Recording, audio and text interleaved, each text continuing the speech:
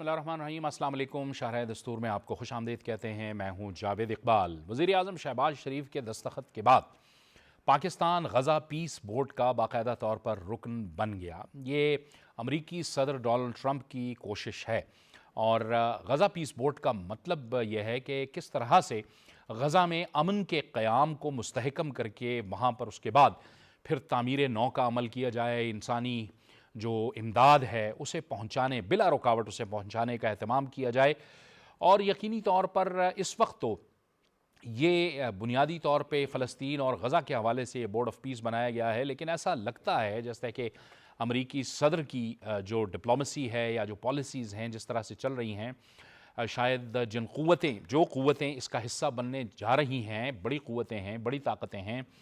ایسا لگتا ہے کہ اس کو پھر عالمی سطح پر بھی، گلوبلی بھی اس بورڈ آف پیس کو استعمال کیا جائے گا۔ پاکستان کا سفارتی اثر و رسوخ، جیسے کہ ہم کہتے چلے آئے ہیں، مئی 2025 کے بعد بڑھا ہے، اور عالمی سطح پر اب عالمی برادری یہ سمجھتی ہے کہ پاکستان مسائل کے حل کا ذمہ دار ملک ہے۔ پاکستان مسائل نہیں پیدا کرتا بلکہ مسائل کے حل میں یہ ہمیشہ موجود رہتا ہے، اور اس کا ثبوت بھی یہ ہے کہ جو اقوام متحدہ کی امن فورس ہے اس میں ایک زمانے سے پاکستان کا بڑا ایک اہم حصہ رہا ہے۔ دنیا میں جہاں جہاں تنازعات رہے ہیں وہاں پر پاکستانی جو افواج ہیں وہ پیس فورس کی حیثیت سے وہاں پہ موجود رہی ہے۔ لیکن یہ جو غزہ پیس بورڈ آف پیس ہے، اس میں پاکستان کا جانا یہ یقینی طور پر ثابت کرتا ہے کہ پاکستان اب اس خطے میں اور عالمی سطح پر ایک مڈل پاور کی حیثیت سے ابھر رہا ہے، اور جسے اب نیٹ سیکیورٹی پرووائڈر اور سٹیبلائزر خطے میں کہا جا رہا ہے۔ اور یہ سب کچھ ظاہر ہے ممکن ہوا ہے پاکستان کی فوج، پاکستان کی جو ملٹری قیادت ہے، عسکری قیادت ہے، پاکستان کی جو سول قیادت ہے، اس میں بھرپور ہم آہنگی اور پھر پاکستانی عوام کا پاکستان کی اس قیادت کے پیچھے کھڑے ہونا، اور پھر بھارت کے خلاف جس بہادری کے ساتھ پاکستان نے اس کو شکست دی ہے، تو پوری دنیا کو پتہ چل گیا ہے کہ پاکستان اس خطے کی ایک اہم طاقت ہے۔ اب یہ کتنا اہم ثابت ہوگا آگے چل کے غزہ بورڈ آف پیس، اس پر آج ہم اپنے پروگرام کے پہلے حصے میں بات کریں گے۔ مہمانوں کا تعارف کروا دوں۔ اسٹوڈیوز میں ہمیں جوائن کر رہے ہیں، انٹرنیشنل ریلیشنز پر گہری نظر رکھتے ہیں، ڈاکٹر AZ ہلالی صاحب، آپ کا بہت شکریہ۔ تجزیہ کار بابر گورسی بھی ہمیں جوائن کر رہے ہیں، بابر آپ کو بھی خوش آمدید کہتے ہیں، اور سابق سفیر ڈاکٹر جمیل احمد خان ہمیں جوائن کر رہے ہیں۔ ڈاکٹر صاحب آپ کا بھی بہت شکریہ۔ گفتگو کا آغاز کریں گے ڈاکٹر صاحب آپ سے۔ آپ فرمائیے ڈاکٹر جمیل صاحب کہ یہ کتنی اہم پیش رفت ہے، پاکستان ایک مڈل پاور کی حیثیت سے ابھر رہا ہے اس خطے میں، اور پوری دنیا یہ سمجھ رہی ہے کہ پاکستان مسائل کے حل میں اہم کردار ادا کر سکتا ہے۔ نہیں، اگر ایسا نہ سمجھتے تو ہمیں دعوت بھی نہ ملتی، لیکن نا ابھی کیا ہوا کل کہ کینیڈا نے تھوڑے سے ہیلو حجت دکھلایا، تو ان کی انویٹیشن تک وڈرا کر لی گئی۔ تو پاکستان کو وہ اہمیت تو ملی ہے نا کہ اس کو انویٹیشن آئی، اور پاکستان نے دانائی کا کام کیا ہے تو اس کو فوراً ایکسیپٹ کیا ہے، اور اس کے بہت سارے دلائل میں بہت سارے چینل پہ دے چکا ہوں، کافی پہلے سے دے رہا ہوں کہ ہمیں بالکل جوائن کرنا چاہیے بورڈ آف پیس کو، بلکہ آگے جا کے تھوڑے سے قد و قال اور بہتر ہو جائیں گے تو انٹرنیشنل اسٹیبلائزیشن فورس کو بھی جوائن کرنا چاہیے، کیونکہ ہمارے پاس راستے زیادہ نہیں ہیں، اور دنیا کے پاس اور اسلامی دنیا کے پاس زیادہ راستے نہیں ہیں۔ اگر زیادہ راستے ان کے پاس ہوتے تو سے بڑا کوئی پلیٹ فارم نہیں ہے جس کی اپنے چارٹر میں دیا ہوا ہے، پیراگراف 9 میں دیا ہوا ہے کہ فلسطینیوں کے کاز کو مقدم سمجھا جائے گا، پیراگراف 18 آرٹیکل 18 میں ان کے دیا ہوا ہے، لیکن وہ 4 کے 4 جو بڑے بڑے ضخیم قسم کے جو سربراہان کی میٹنگ ہوئی اس میں بھی کوئی نتیجہ نہ نکل سکا۔ اس کے بہت ساری وجوہات ہیں، اس پہ تفصیل سے تبصرہ کیا جا سکتا ہے، لیکن رہا سوال کہ اب اگر ایک آس بن گئی ہے، ایک امید ہے کہ کچھ امن آ جائے گا، کچھ شانتی ہو جائے گی، کچھ کسی لحاظ سے وہاں میسیکر رک گیا ہے۔ فی الحال لوگ ناقدین کہہ رہے ہیں کہ 400 افراد پھر بھی اکتوبر سے لے کے اور اب تک جب سے یہ ہوا ہے، سیز فائر ہوا ہے، اسرائیل اپنی ہٹ درمی سے باز نہیں آ رہا ہے، یہ بھی درست ہے، لیکن پہلے جو 200 اور 300 اور 500 افراد کو اس طرح بھون دیا کرتے تھے, گولیوں سے شہید کیا کر دیتے تھے, اس میں رکاوٹ آئی. اور جو بہانہ اسرائیل کے پاس رہا فیز 1 کے بعد, کیونکہ فیز 2 میں تھوڑی سی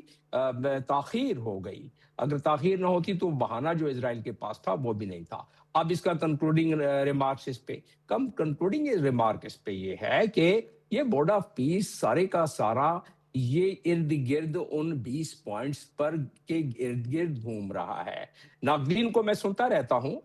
بورڈ آف پیس کے حوالے سے بھی اور آئی ایس ایف کے حوالے سے بھی, ناقدین کا ان کا احترام کرتے ہوئے یہ ان کو کہنا چاہیے کہ آپ یہ 20 پوائنٹس جو ہیں ان کا ذرا صحیح طریقے سے گہرائی میں مطالعہ کر لیں. بات تو یہی ہے نا کہ وہاں ڈس آرم کرنے کی بات, وہاں جب آئی ایس ایف کی بات ہوگی تو ڈس آرم کرنے کی بات آئے گی, اور اس کے بھی تمام کنڈیشنز ان 20 پوائنٹس میں دی ہوئی ہیں, اور پاکستان اس پہ بہت زیادہ کلیئر ہے اس وقت. کیونکہ بورڈ آف پیس کی بات ہو رہی ہے, بورڈ آف پیس کا ایک ممبر ہونے کی حیثیت سے پاکستان کی ایک آواز ہوگی, پاکستان وہاں بول سکے گا, پاکستان کا ایک موقف ہے. قائد اعظم نے 20 اگست 1947 میں ایک لیٹر پریزیڈنٹ ٹروڈو کو لکھا تھا, اور اس میں انہوں نے ٹرومین کو لکھا تھا انہوں نے واضح کر دیا تھا کہ پاکستان کی کیا پالیسی ہے فلسطین کے حوالے سے. تو فلسطین کے حوالے سے تو ہمارا موقف وہی ہے کہ اسٹیٹ ہوڈ ہونا چاہیے, 2 اسٹیٹ ہونی چاہیے,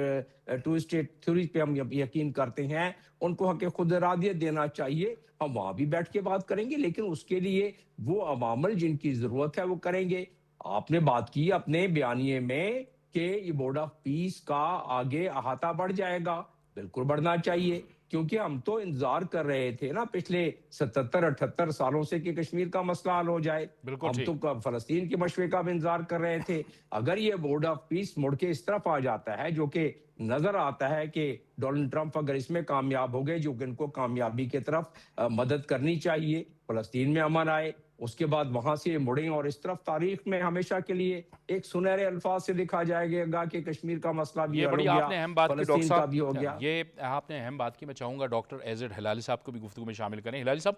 اہم بات ہے کیونکہ اسی وجہ سے بھارت کے بھی پیٹ میں مروڑ اٹھ رہے ہیں کہ یہ تو اگر یہ مسئلہ حل ہو جاتا ہے یا حل ہونے کی طرف جاتا ہے اور فلسطینیوں کو حق خود ارادیت ملتا ہے, تو پھر یہ معاملہ تو کشمیر کی طرف بھی آئے گا.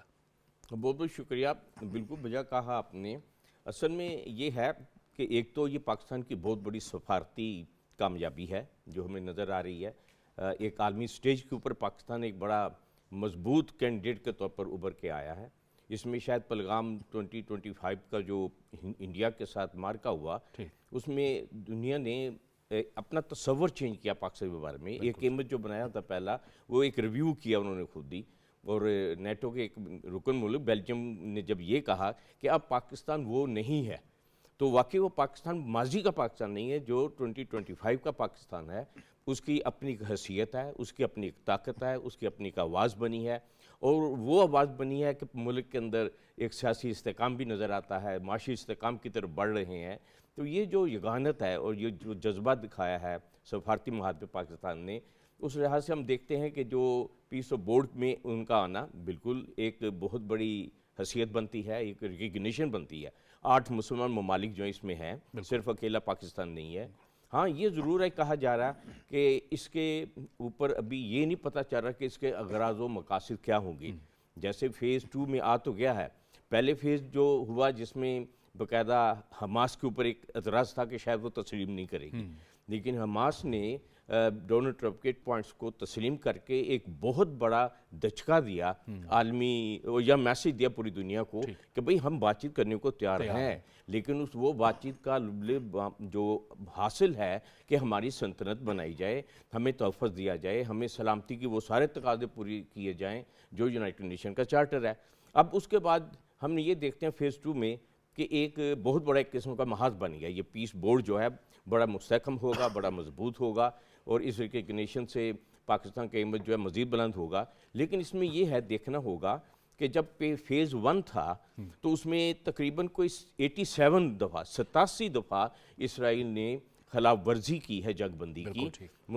فلسطینیوں کو جو نہتے فلسطینیوں تھے ان کو نشانہ بنایا ہے. تو کیا یہ پیس بورڈ وہ عمل روک سکے گا جو کہ پہلے پیس میں یعنی اس فیز بورڈ کو میں یہ یقینی بنانا جو ہوگا کہ ناکامی امن آئی قائم ہے۔ کرے۔ اور پھر سب سے بڑی بات یہ ہے، اور پاکستان کے اوپر واقعی بہت بڑی اخلاقی اور سیاسی ذمہ داری آ جاتی ہے کہ وہ تمام درجات اب ختم ہونی چاہیے جو پہلے فلسطین کے اوپر تحفظ بنتا تھا، اور یہ بھی پاکستان کا موقف سامنے آ گیا کہ ہم یہ نہیں انکار کرتے کہ فلسطین کی اسٹیٹ ہوگی تو دوسرا نہیں ہوگا۔ دوسرا ملک جو بھی ہے، اسرائیل ہے، وہ اقوام متحدہ کا ممبر ہے، بہت سارے دوسرے انٹرنیشنل فورم کا ممبر ہے، اسی طرح حق جو ہے فلسطین کا بھی بنتا ہے۔ ہاں یہ ہے کہ ان سارے ممبر کو مل کے، اور خصوصاً جو 8 ممالک اس پیس بورڈ میں ہے، کہ اس چیز کی کوشش کریں کہ فلسطین کی ریاست کا قیام یقینی ہو، ان کے اوپر مزید زیادتیاں نہ ہوں، جو پہلے جو کچھ ہو چکا وہ ہو چکا ہے۔ اور میرا خیال ہے کہ اس میں اگر ایک لحاظ سے دیکھا جائے، جو خود مین کے نیو یارک ٹائمز نے بھی کہا، واشنگٹن پوسٹ نے بھی لکھا ہے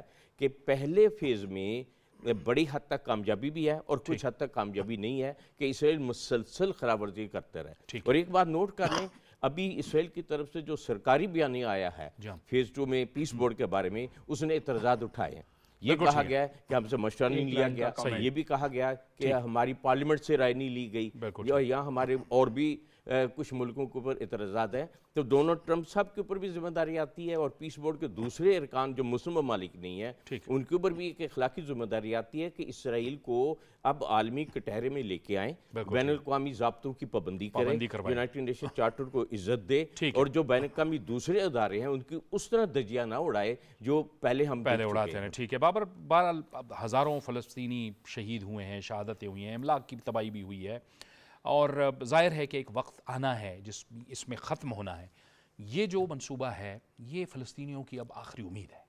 بالکل، اور یہ منصوبہ جو ہے فلسطین کا جو 2 ریاستی حل ہے اس کی جانب ایک اہم قدم ہے۔ ابھی آپ نے دیکھا ہے کہ اس پیس بورڈ کے بعد بہت سے ممالک اور خاص کر اسرائیل کو بھی بڑا اعتراض ہو رہا ہے کہ جی یہ پیس بورڈ نہیں بننا چاہیے۔ اب پیس بورڈ بننے کے بعد کم از کم جو ہے ایک ڈائریکشن جو ہے وہ طے ہو گئی ہے۔ کتنے عرصے سے آپ نے دیکھا ہے کہ جو مسئلہ فلسطین ہے وہ حل کی جانب نہیں جا رہا تھا، اس کا کوئی سلوشن نظر نہیں آ رہا تھا، لیکن اب آپ نے دیکھا ہے کہ وہ تو جو جانی نقصان ہوا ہے اس کا تو ازالہ نہیں کیا جا سکتا، تو لیکن آپ نے دیکھا ہے کہ اس جانی نقصان کی وجہ سے آپ نے دیکھا ہے کہ اب یہ مسئلہ حل ہوتا نظر آتا ہے۔ اور اس کی واضح مثالیں یہ ہیں کہ ابھی جتنے بھی ممبر بنے ہیں اس پیس بورڈ کے، ان کو ایکول رائٹ ہوگا ووٹنگ کا، اس کی تعمیر نو کا، اس کا ریاستی فارمولا کیا ہوگا، ٹی او آر جو ہیں وہ ابھی سامنے آ جائیں گے، کیونکہ گریجولی چیزیں جو ہیں آگے بڑھ رہی ہیں۔ لیکن پاکستان کا اس میں شامل ہونا فلسطین کے لوگوں کے لیے اور مسلم امہ کے لیے بہت بڑی کامیابی ہے۔ اس کی بنیادی وجہ یہ ہے کہ پاکستان کو انہوں نے سمجھا ہے کہ جب ہم ان کی ریہیبلیٹیشن کریں گے، جب ہم امن کا جو منصوبہ آگے بڑھے گا، جب ان کی سیکیورٹی کا ایشو ہوگا، جب ان کی ڈیفنس کا ایشو ہوگا، تو وہاں پہ پاکستان کی فورسز، پاکستان کے لوگ اور پاکستان کی جو پولیٹیکل قیادت ہے وہ اہم رول پلے کر سکتی ہے۔ ڈاکٹر صاحب، ڈاکٹر جمیل صاحب آپ فرمائیے۔ ظاہر ہے یہ جس کا ذکر کیا اعتراضات کا ڈاکٹر ہلالی صاحب نے بھی، اسرائیل نے کیا، وہ تو ظاہر ہے وہ وہی بات ہے کہ وہ کٹہرے میں آنے سے تو وہ بھاگتا رہے گا، لیکن دوسری طرف بھارت بھی جو ہے اس کو بھی مروڑ اٹھ رہے ہیں، وہ بھی اس وقت بڑی شدید تکلیف میں ہے، پاکستان کی ایک ابھرتی ہوئی جو ایک سفارتی پوزیشن ہے اس حوالے سے۔ تو یہ جو تکلیف ہے یہ شاید اسی وجہ سے ہے کہ اب یہ جو مسئلہ ہے، مسئلہ فلسطین ہے،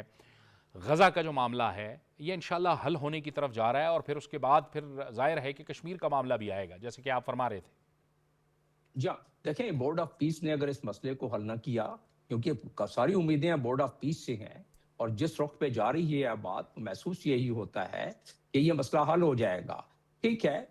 اس مسئلے میں کچھ لو اور کچھ دو والا معاملہ جیسے کہ تمام معاملات میں ہوتے ہیں۔ دیکھیں، جتنے بھی کانفلکٹس کو جب حل کیا جاتا ہے تو معروضاتی حالات کو دیکھ کر حل کیا جاتا ہے۔ یوکرین والے نے نہیں، دیکھیں وہ تیار ہے کہ 20% جو ٹیریٹری لی ہے، تقریباً وہ کمپرومائز ابھی جو ابو دھابی میں چل رہا ہے معاملہ، آپ دیکھیں گے اگلے چند دنوں میں یوکرین کا معاملہ بھی حل ہو جائے گا۔ تو ڈونلڈ ٹرمپ یہ کہہ چکے ہیں کہ وہ تاریخ میں اپنا نام چاہتے ہیں سنہرے الفاظ سے لکھے جانے کا، کہ انہوں نے 8 جنگیں لڑوائیں۔ یہ یوکرین کا بہت ہی کمپلیکس معاملہ ہو گیا تھا اور ہے، لیکن وہ بھی اب آخری مرحلے کی طرف پہنچ چکا ہے حل ہونے کے۔ اسی طریقے سے غزہ کافی عرصے سے اسرائیل نے اس کو کمپلیکیٹ کیا ہوا تھا۔ اس میں جتنے بھی سیکیورٹی کاؤنسل کے ریزولوشنز ہیں وہ کبھی امپلیمنٹ ہو ہی نہیں سکتے تھے اگر کوئی دنیا کا سب سے طاقتور ملک، اس کا سب سے طاقتور صدر اگر وہ اپنے قدم جما کے اس معاملے میں نہ کھڑا ہو تو یہ نہیں حل ہو سکتا تھا مسئلہ، کیونکہ میں نے آپ کو سیاق و سباق کے ساتھ بتا دیا کہ جو 57 ممالک کا بلاک ہے وہ تو کچھ نہیں کر سکا۔ سیکورٹی کاؤنسل کے 4 ریزولوشن جو ہیں اس کو ویٹو کر دیا امریکہ نے، اس سے پہلے جب وہ جا رہے تھے اس معاملے میں کہ پیس ہو وہاں پیلسٹائن میں۔ اور کیونکہ وہ ظاہر ہے امریکہ کا اور اسرائیل کا ایک آپس میں سنگم ہے، ان کے ربط ضبط ہے، اسرائیلی لابی وہاں کام کرتی ہے، ہم ساروں کو پتہ ہے۔ ان دیے ہوئے حالات میں اگر کوئی حل نکل رہا ہے اس کو قبول کرنا چاہیے۔ رہا سوال اسرائیل تو دیکھیں یہ فیز 1 کے بعد ابھی گفتگو ہو رہی تھی کہ انہوں نے تقریباً 400-450 افراد کو اور شہید کیا۔ اور کیوں کیا؟ دیکھیں ہم نے ان کو بہانہ دیا۔ اگر فیز 1 کے فوراً بعد فیز 2 ہو جاتا، فیز 1 کے بعد بہانہ کیا تھا ان کو؟ بہانہ یہ تھا کہ حماس کی طرف سے گولی چلتی ہے، حماس کی طرف سے وائلیشن ہوتی ہے، غلط صحیح، لیکن وہاں کون تھا آن گراؤنڈ؟ اگر فیز 2 کی ڈپلائمنٹ ہو جاتی اور فیز 1 سے وہ فیز 2 پر بلو لائن پر چلے جاتی، یعنی کہ ابھی یلو لائن پر ہیں، آدھا جو غزہ ہے اس پہ قابض ہیں، جب وہ بلو لائن پر چلے جائیں گے تو غزہ خالی کر جائیں گے، جب خالی کر جائیں گے تو وہاں جب انٹرنیشنل فورسز ہوں گی تو گولی جب چلائیں گے تو کوئی ان کی آنکھیں ہیں وہ دیکھیں گے، آبزرویشنز ہیں، رپورٹ کریں گے، تو پھر معاملہ تھم جائے گا۔ تو اب بھی جب بورڈ آف پیس وہاں آ گیا ہے تو اب وہاں اوور سائٹ زیادہ بڑھ گیا ہے۔ ابھی پورے امریکہ کا اور ڈونلڈ ٹرمپ کا اور ان 60 ممالک جو اس میں شامل ہو رہے ہیں ان کا پولیٹیکل کیپٹل ہے، ان کے سربراہان شامل ہو رہے ہیں، اور اگر اس کے باوجود بھی وہاں اسرائیل کوئی کسی قسم کی اگر حرکت کرتا ہے تو اس کو لگام دینے کی کوشش کیا، بلکہ لگام دی جا سکتی ہے، کیونکہ پہلے اقوام متحدہ کی طرف سے جو بھی وجوہات ہیں، میں کہتا ہوں کہ بین الاقوامی قوانین کی پاسداری کرنا چاہیے، لیکن اس پاسداری کو ہم کیا کریں جو امن نہیں کرا سکا جس وجہ سے بھی، اس پہ میں 1 گھنٹہ اور بحث کر سکتا ہوں لیکن وہ موضوع سے ہٹ جائے گا۔ لیکن ابھی جو اس وقت ماحول ہے، جو ایٹماسفیئر ہے، جو حالات ہیں، جو واقعات ہیں، اس میں تو ظاہر ہے یہی ایک راستہ نکل رہا تھا۔ تو اب رہا کشمیر کی جو میں نے تذکرہ اولن بات کی، وہ یہ کہ ڈونلڈ ٹرمپ اس کو ایک مرتبہ نہیں، انڈیا پاکستان کی جنگ کے حوالے سے تقریباً 4-5 درجن مرتبہ ذکر کر چکے۔ اس کا مطلب ان کے ذہن میں وہ ہے، اور دنیا کا سب سے بڑا مسئلہ یہی ہے۔ واضح رہے کہ نہ فرانس نے جوائن کیا ہے ابھی تک، نہ یو کے نے جوائن کیا ہے ابھی تک بورڈ آف پیس کو، اور انہوں نے اب تک اس سے اجتناب کیا ہے۔ اس وقت اس پورے بورڈ آف پیس میں 2 جوہری قوتیں اور تیسرا رشیا نے بھی حامی بھر لی ہے، تو 3 ہی ہوں گے پوری اس میں جو کہ جوہری قوت ہوں گے اور اس بورڈ آف پیس میں ہوں گے۔ تو پاکستان کا ایک تو یہ مارکہ حق کے بعد ایک جو مقام اور جو ان کی اڑان اوپر اٹھی ہے، اس اڑان کی وجہ سے ان کی قدر و منزلت میں بھی اضافہ ہوا ہے، آواز ان کی بھاری بھرکم ہو گئی ہے، تو اس کی وجہ سے جب وہ کشمیر کی طرف رخ مڑے گا تو ہمارا پلڑا تھوڑا بھاری ہوگا، کشمیریوں کے حق میں ہم بات کر سکیں گے۔ اور ڈونلڈ ٹرمپ دیکھیں، آپ نے ایک چیز دیکھی ہوگی کہ پورے کے پورے چارٹر میں جو کہ 11 صفحوں کا چارٹر سائن کیا ہے، اور جو اس دن ڈونلڈ ٹرمپ نے 3 دن پہلے، اور اس پہ پریزیڈنٹ نے، ہمارے پرائم منسٹر نے بھی سائن کیا ہے، تو وہ اس میں کہیں بھی غزہ کا یہ نہیں ہے کہ وہ ریسٹرکٹڈ صرف غزہ ہے، انہوں نے بورڈ آف پیس کا ذکر کیا ہے۔ اس کا مطلب جو بیان دیا تھا ڈونلڈ ٹرمپ نے کہ اس کے مطابق اٹس این اوپن اینڈیڈ، اور دنیا میں اگر کوئی اور کانفلکٹ، ناقدین یہ کہتے ہیں کہ کیا یہ پیرلل ہے یو این او کا؟ بھائی پیرلل ہو یا نہ ہو، اگر وہ جس حالات میں بھی اس وقت جس نہج پر بات پہنچ گئی ہے، جس نوعیت پر بات پہنچ گئی ہے، ادھر یو ٹیک اٹ اور لیو اٹ، اگر مسئلے حل کرانے ہیں تو جو بھی مسئلہ حل کرانے والا باڈی ہے، اینٹیٹی ہے، آرگنائزیشن ہے، چاہے وہ بورڈ آف پیس ہے یا کوئی اور آرگنائزیشن ہے، اگر مسائل حل کرا دیتا ہے دنیا کے، کوئی مذاق بات نہیں ہے۔ دنیا کی گردن پر اس وقت پورا ایک خنجر لٹک رہا ہے انڈیا پاکستان کی اس مخاصمت کی وجہ سے، اس کانفلکٹ کی وجہ سے۔ کسی کو اس چیز کا، دنیا میں کتنے لوگوں کو اس چیز کا ادراک ہے؟ اور یہ سائنٹیفک ماڈلنگ ایک دفعہ پڑھ تو لیں، ایک دفعہ دیکھ لیں کہ اگر کوئی 2 جوہری قوت، اگر ایک جوہری ہتھیار بھی چل گیا تو دنیا کا 7 دن میں موسم بدل جائے گا، کروڑوں لوگ جو ہے لقمہ اجل بن جائیں گے، پوری دنیا افیکٹ ہوگی۔ تو کیا دنیا کو پتا نہیں ہے کہ ایک ویلکینو پر، ایک آتش فشاں پر دنیا بیٹھی ہوئی ہے جب تک کہ انڈیا پاکستان یہ کا آپ نے مسئلہ بالکل حل نہ درست کہا ہو؟ ڈاکٹر صاحب، اور تبھی تو شہباز شریف صاحب نے، وزیر اعظم صاحب نے ڈونلڈ ٹرمپ کے لیے یہ کہا تھا کہ آپ نے کروڑوں لوگوں کی زندگیاں بچائیں، کیونکہ نیوکلیئر طاقتیں ہیں بھارت اور پاکستان، اگر یہ نیوکلیئر خدا نخواستہ جنگ ہو جاتی تو کروڑوں لوگوں کی تباہی ہو جاتی، اور وہ تفصیل مجھ سے لے لیجئے گا جی جی، اور وہ اس کو اپریشیٹ بھی کر رہے ہیں، اس کامنٹ کو بھی اپریشیٹ کر رہے ہیں اور بار بار اس کا تذکرہ بھی کر رہے ہیں. لیکن بہرحال پاکستان کا جو یہ فیصلہ تھا، جیسے پاکستان نے کہا ہے اور آپ نے بھی شروع میں مینشن کیا کہ آئسولیشن میں نہیں لیا، اپنے قومی مفاد کو، اپنے سفارتی مفادات کو اور پاکستان کا فلسطین کے حوالے سے ایک مسلسل موقف کو سامنے رکھتے ہوئے تمام جو 8 اسلامی ممالک ہیں جو اس وقت اس کا حصہ ہیں، ان کے ساتھ مشاورت کے بعد یہ فیصلہ ہوا ہے. اچھا، اس میں ایک بات بڑی اہم ہے جو صاحب، جس کی طرف اشارہ دینا بڑا ضروری ہے کہ پاکستان کے لیے امریکہ نے پاکستانی قیادت سے باقاعدہ کنٹیکٹ کیا، رابطہ کیا،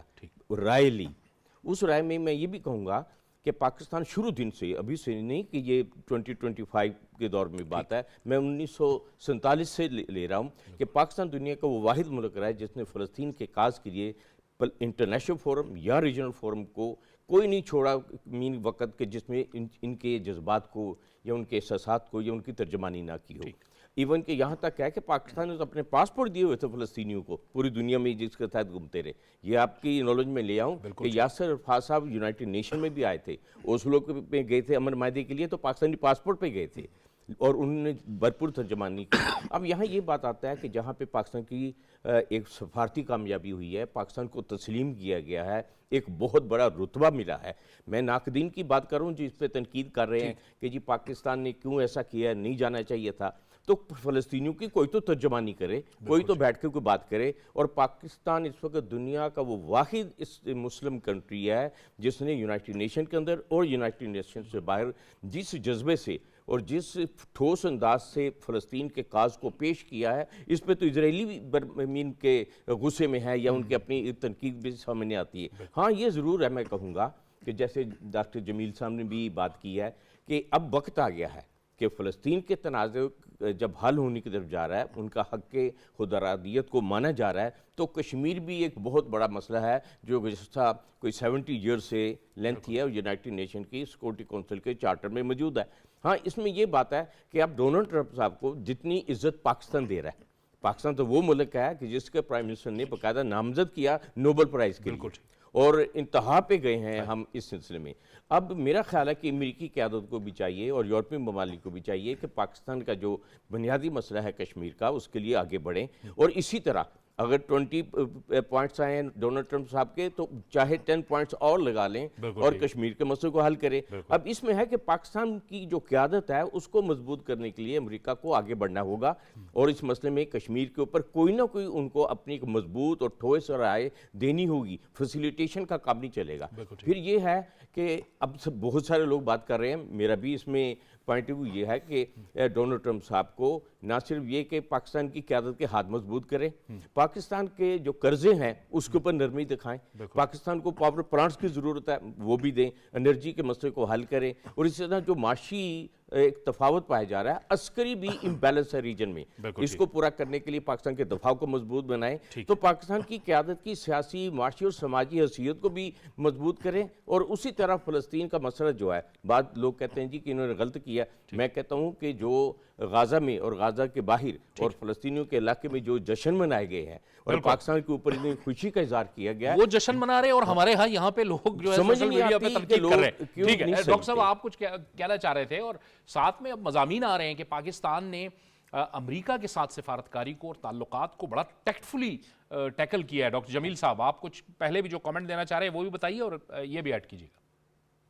جہاں ہم دو چیزیں، ایک تو پاکستان نے بالکل نیویگیٹ اس طریقے سے کیا ہے کہ ہم سے چائنا بھی ناراض نہیں ہے، چائنا بھی خوش ہے، کیونکہ چائنا سے تو ہماری بالکل جتنی دیرینہ چائنا کے ساتھ ہماری براہ رسم اور جتنے ہمارے ریلیشنز ہیں وہ تو ہم ہمیشہ کہتے ہیں پہاڑوں سے اونچی، سمندروں سے گہری اور فولاد سے مضبوط، وہ ساروں کو پتہ ہے. اور چائنا سے بغیر کنسلٹ کیے ہوئے ہم اکثر کنسلٹ کرتے ہیں بہت سارے معاملات میں. اور چائنا اگر پاکستان کی خوشحالی دیکھتا ہے اور پاکستان کی پذیرائی دیکھتا ہے تو چائنا ہمیشہ اس میں خوش ہوتا ہے، اس میں ناراض نہیں ہوتا ہے. تو لہٰذا یہ لوگ بھول جائیں جو ناقدین کہتے ہیں کہ چائنا اور بیلنس کر کے اس وقت ہم چل رہے ہیں بالکل. اور اس طریقے سے اگر ہم چلتے رہے تو ہم بالکل ایک نیوٹرل طریقے سے دنیا کے مفاد کو لے کے سامنے اور اپنے پاکستان کے نیشنل مفاد کو سامنے لے کے چلتے رہیں گے. بات کر رہے تھے, میں اگلی جو جہاں ایک جملہ ایڈ کرنا چاہتا تھا, پہلے گفتگو ہو رہی تھی,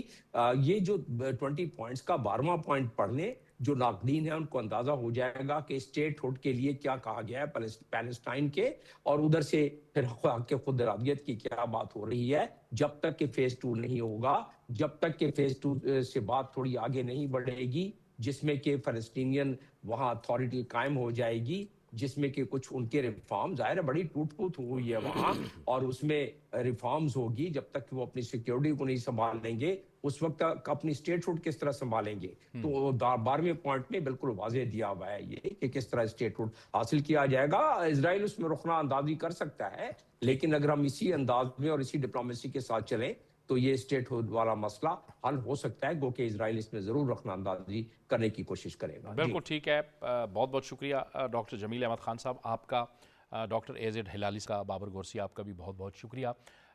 اس اہم موضوع پر بات کرنے کے لیے. ایک بریک کا وقت ہوا ہے, ایک بریک لیں گے اور بریک کے بعد ایک اور اہم موضوع کے ساتھ آپ کی خدمت میں حاضر ہوں گے.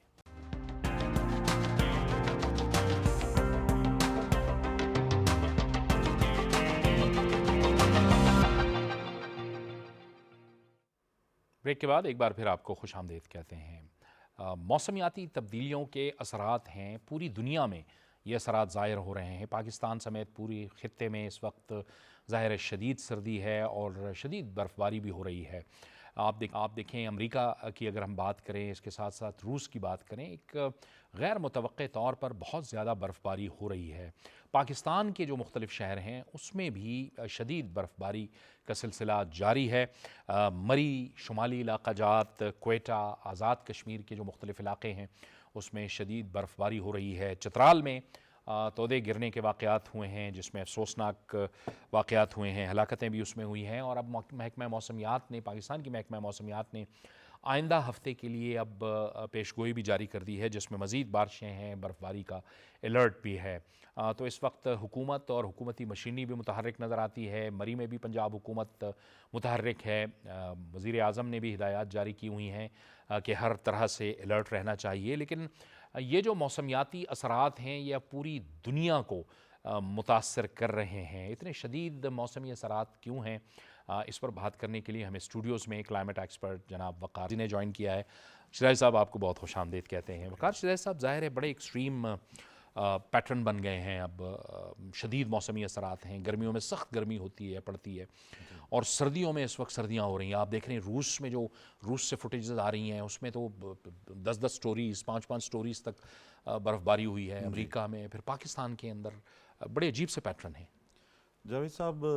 اتفاق سے پیٹرنز جو رہے ہیں وہ پیٹرنز ہی ٹوٹ رہے ہیں, اور ایکسٹریم ویدر ایونٹس جو پہلے جن کی پیشن گوئی کی جا سکتی تھی, جیسے کہ ہم یہاں زراعت میں کرتے تھے کہ فلاں مہینے میں بارش ہوگی, فلاں مہینے میں گرمی پڑے گی اور اس میں گندم پکے گی, اور اسی طرح انسانی زندگی موسموں پر جس طرح انحصار کرتی تھی,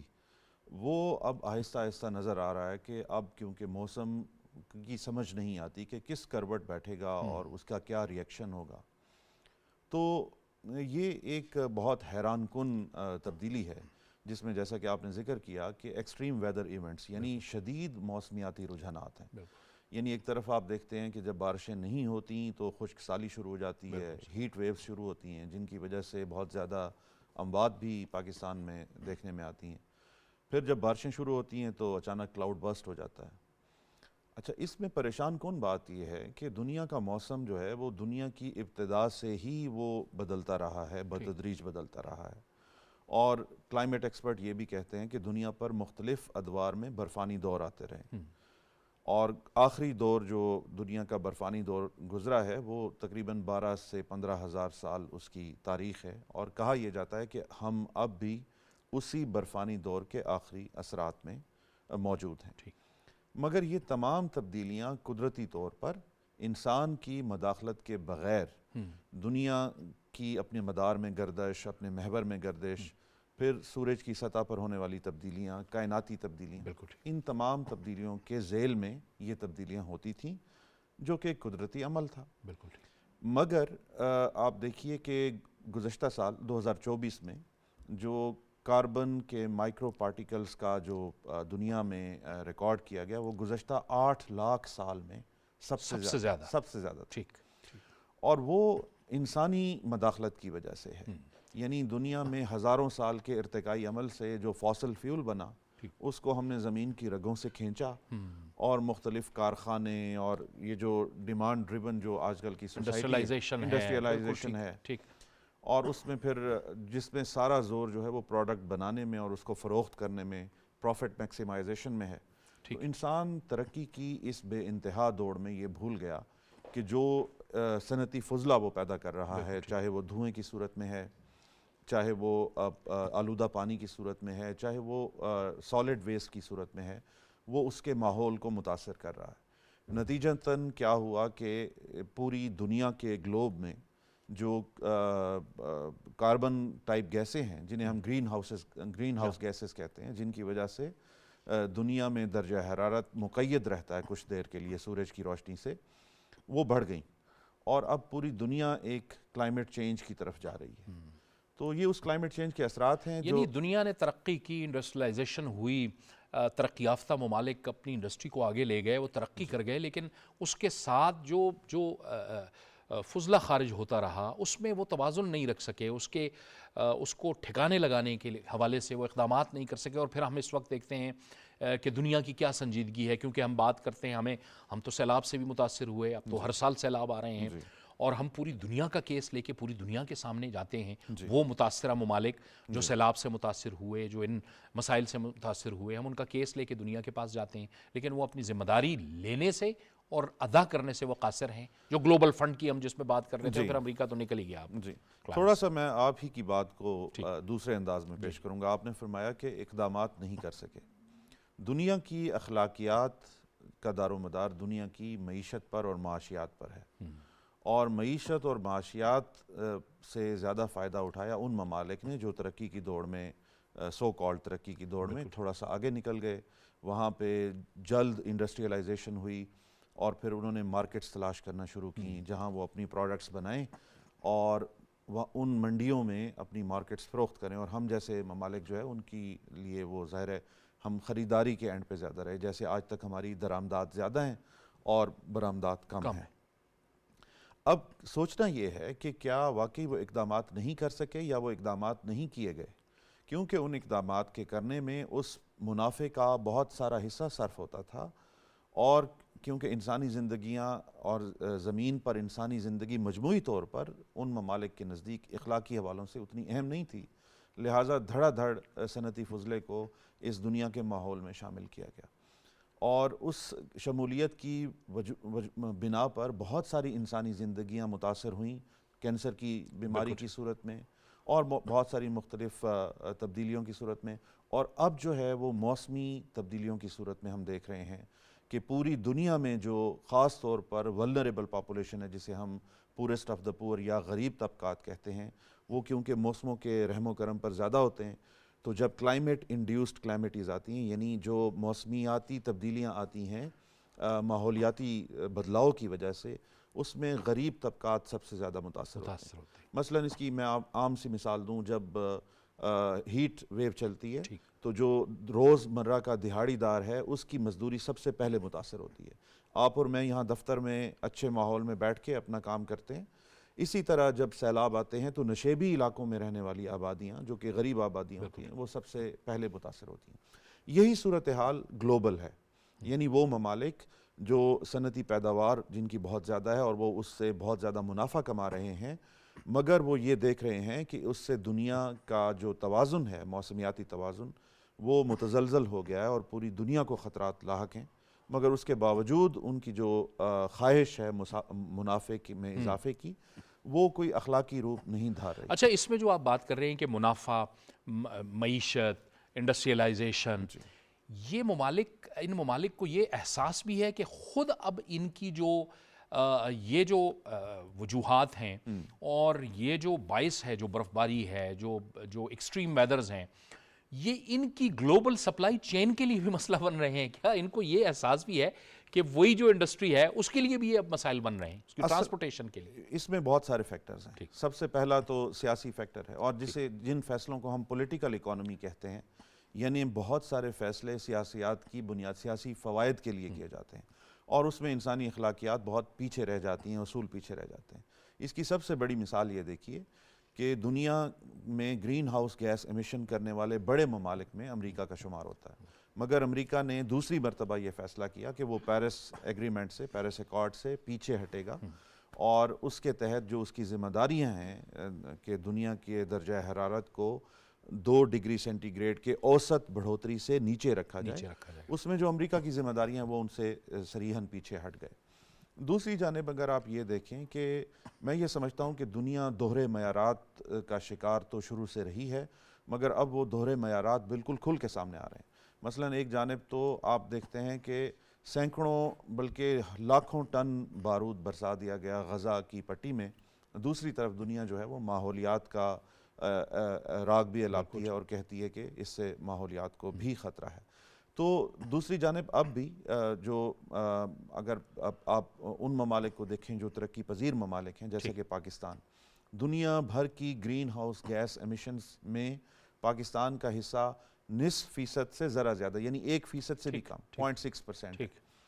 اس کے باوسط جو انڈسٹریلائزڈ ممالک ہیں ان کی وہ خواہش اور منافع کو بڑھانے کی جو جستجو ہے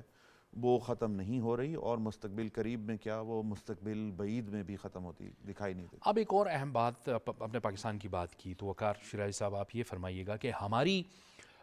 شہری منصوبہ بندی کو، ہمارے انفراسٹرکچر کو کن کمزوریوں کا سامنا ہے ان شدید موسمی حالات کے مقابلے میں؟ آپ سیلاب لے لیں، برف باری لے لیں، یہ جاوید صاحب یہ بڑا اچھا سوال ہے، اس موضوع پر کم لوگ آتے ہیں۔ ہمارا اب یہ قومی چلن بن گیا ہے کہ آپ تمام کلائمیٹ چینج کی ذمہ داری ڈالیں گلوبل پاورز پر، جو کہ زیادہ تر انہی پر جاتی ہے، اور آپ آزاد ہو جائیں۔ مگر دوسری جانب اس میں اڈاپٹیشن بھی ہے اور کلائمیٹ میٹیگیشن اینڈ رسپانس بھی ہے، یعنی پوری دنیا یہ جانتی ہے کہ کلائمیٹ چینج اب ہمارے سامنے موجود ہے، جس طرح آپ اور میں ایک دوسرے کے سامنے موجود ہیں۔ تو اس حقیقت سے تو اب چھٹکارا ممکن نہیں ہے۔ دوسری جانب ہم نے یہ دیکھا کہ جو ہماری ٹاؤن پلاننگ رہی شروع سے، اس میں ہمارے جو لوکل گورنمنٹس رہیں وہ خاصی کمزور دکھائی دیتی ہیں، اگرچہ وفاق کے ساتھ صوبوں کا ہمیشہ یہ خواہش رہی ہے کہ وہ نیشنل فائنانس ایوارڈ میں سے زیادہ جو ہے وہ اپنا حصہ لیں، اور وہ اب لے بھی رہے ہیں 18ویں ترمیم کے بعد، مگر ہمیں ترقیاتی حوالوں سے اور پلاننگ کے حوالے سے وہاں کیپیسٹی صوبوں میں نسبتاً بہت کمزور دکھائی دیتی ہے، اور پھر جب صوبوں سے ہم لوکل گورنمنٹس کی طرف جاتے ہیں تو یہ کیپیسٹی ہمیں مزید کمزور ہوتی دکھائی دیتی ہے۔ تو اس پر ہم نے یہ دیکھا کہ ہمارا انفراسٹرکچر جو ہے وہ خاص طور پر کلائمیٹ ریزیلینٹ نہیں ہے۔ مثلاً جب بارشیں یا سیلاب آتے ہیں تو ہمارے پل جو ہے وہ رابطہ پل متاثر ہو جاتے ہیں، رابطہ سڑکیں متاثر ہوتی ہیں، ریلوے ایکسیس متاثر ہوتی ہے۔ ہمارا امیڈیٹ ریسپانس سسٹم جو ہے وہ لوکل گورنمنٹس نے بنانا ہوتا ہے، کیونکہ اگر کہیں ملک کے دور دراز علاقوں میں کوئی موسمیاتی تبدیلی کی وجہ سے کوئی حادثہ پیش آتا ہے تو یہ ممکن نہیں ہے کہ یہاں سے فوراً پہنچا جا سکے۔ تو اس حوالے سے ہمیں خاصی کمیاں دکھائی دے رہی ہیں۔ بہت بہت شکریہ وقار شیرازی صاحب اس اہم موضوع پر ہمارے ساتھ کرنے کے حوالے سے۔ ایک اور اہم جو خبر ہم آپ سے شیئر کرنے جا رہے ہیں، اس میں بلوچستان میں ظاہر ہے امن و امان کو قائم رکھنے کے لیے، امن و امان کے قیام کے حوالے سے سیکورٹی فورسز تو بھرپور طریقے سے وہاں پہ متحرک ہیں، لیکن اس کے ساتھ ساتھ ظاہر ہے وہاں کی جو سول ایڈمنسٹریشن ہے، جو صوبائی حکومت ہے، وہ بھی متحرک دکھائی دے رہی ہے، اور اب وہاں پر صحت کے شعبے میں انتہائی اہم پیش رفت ہوئی ہے۔ وہاں پہ جن ڈاکٹرز کی کمی تھی ان کو پورا کرنے کے لیے تقریباً 3000 ڈاکٹرز کی بھرتی کی گئی ہے، اور حکومت بلوچستان، وزیر اعلیٰ بلوچستان میر سرفراز بگٹی یہ سمجھتے ہیں کہ اس سے بہتر جو صحت کی سہولیات ہیں اسے یقینی بنانے میں مدد ملے گی۔ اس کے ساتھ ساتھ ان کا یہ بھی کہنا تھا کہ صحت کے شعبے میں خاموش طریقے سے لیکن مؤثر انداز میں